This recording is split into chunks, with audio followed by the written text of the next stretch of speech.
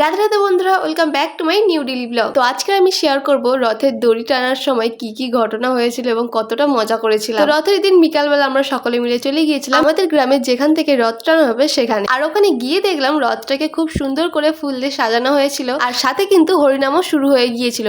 আর হরিনাম শুরু হয়েছিল কখন আমি বুঝতেই পারিনি, কারণ দুপুরবেলা আমি একটু ঘুমিয়ে পড়েছিলাম। আর প্রতি বছরের মতন এবছর কিন্তু মামামের রথটাকে খুব সুন্দরভাবে ফুল দিয়ে সাজানো হয়েছিল। আসলে আমার জামাইবাবুরা ফুলের কাজ করে, মানে যে কোনো অনুষ্ঠানের ফুলের ডেকোরেশন করে দেয়, সেই কারণেই বাড়িতে যে কোনো অনুষ্ঠানে ছোট করে হলেও এরকম সুন্দর করে ফুল দিয়ে ডেকোরেশন করা হয়। আর আগেই বলেছিলাম রথের সময় কিন্তু আমাদের মামাম হয়েছিল, মানে মেজদির মেয়ে রথের দিনকারই হয়েছিল। আর ও যখন কথা বলতে শিখেছিল তখন ওর বাবাকে বলেছিল যে রথ করে দিতে, তো তারপর থেকে এই রথটা করা হয়েছে এবং সেই দিন থেকেই বেশ ভালোভাবে ওদের বাড়িতে রথযাত্রার আয়োজন করা হয়। তো ওইদিকে যেহেতু হরিনাম হচ্ছিল, তো সেই কারণে বড় রথটা তখনও টানা হয়, তো সেই কারণে আগে আমরা ছোট রথটা টেনে নিচ্ছিলাম। আর এদিকে আমার মেজ লজেন্সের ডিবে নিয়ে ক্যামেরাতে দেখা। আসলে রথ টানার সময় মাঝে মধ্যেই লজেন্সের নুট দেওয়া হয়, তো সেই কারণে লজেন্সের ডিবেটাকেও সাথে করে নিয়েছি। রথ টানার সময় সব থেকে মজার মুহূর্ত হচ্ছে এই লজেন্সের নুট দেওয়ার পর, মানে নুট দেওয়ার সাথে সাথে সকলে বড় থেকে সকলেই লজেন্স ঘোরাবার জন্য ছুটে চলে যায়। তো এবছর কিন্তু রথ আমাদের বাড়িতেই এসেছিল। রথ আনার সাথে সাথেই কিন্তু ঠাকুরগুলোকে আমরা মন্দিরে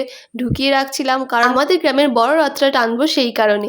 আর এমনিতেও ঝড় বৃষ্টির দিন কখন বলতে কখন বৃষ্টি এসে যাবে আর তখন ভিজেও যেতে পারে, তো সেই কারণে আমরা ঠাকুরগুলোকে ভেতরে ঢুকিয়ে রাখছি। তো বড় রথটা টানবো বলে আবার আমরা চলে এসেছিলাম এবং এসে দেখছি তখন প্রসাদ দিচ্ছে, তো আমরা প্রসাদ খেয়ে নিচ্ছিলাম এবং পৌঁছে দেখলাম তখনও হরিনাম শেষ হয়নি। তো হরিনাম দেখতে দেখতে লক্ষ্য করলাম ছোট ছোট বাচ্চারা মিলে আরো একটা ছোট্ট রথ নিয়ে যাচ্ছে। আচ্ছা, তোমরা কারা কারা ছোটবেলায় এরকম রথ বানিয়েছিলে অবশ্যই কিন্তু কমেন্ট করে জানাবে। এদিকে কিন্তু হরিনাম শেষ হয়নি, তার মধ্যেই হরিনুট দেওয়া শুরু হয়ে গিয়েছিল।